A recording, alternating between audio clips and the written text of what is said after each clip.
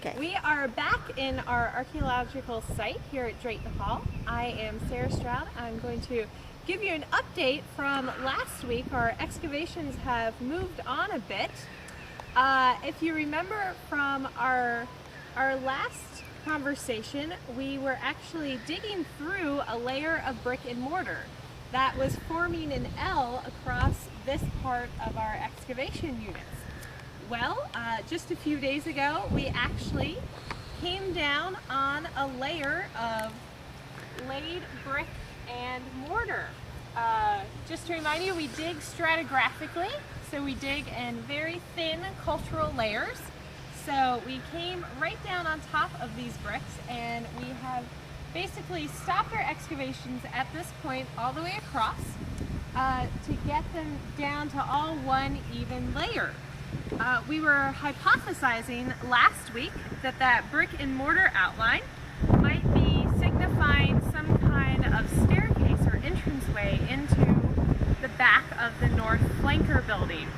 Well, when we hit this outline of brick and mortar, it is laid, it is in place, and you can see where these broken bits are on top. This is actually a second course of bricks that remains above the rest of the bricks on the ground.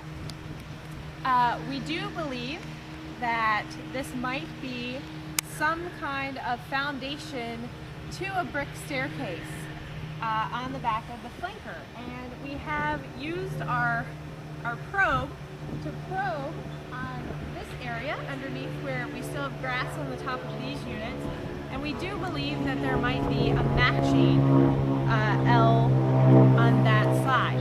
We have measured from the corner of the flanker to the edge of the first brick. And that measurement is exactly 2 feet. And that's how we measured in on the other side to probe to see if there was a symmetrical laid brick foundation on that side. We have measured, and the span across would be 14 feet. So we are now very curious as to what this means, because that would be a very large and wide staircase onto this building. So stay tuned to see what our next discovery is.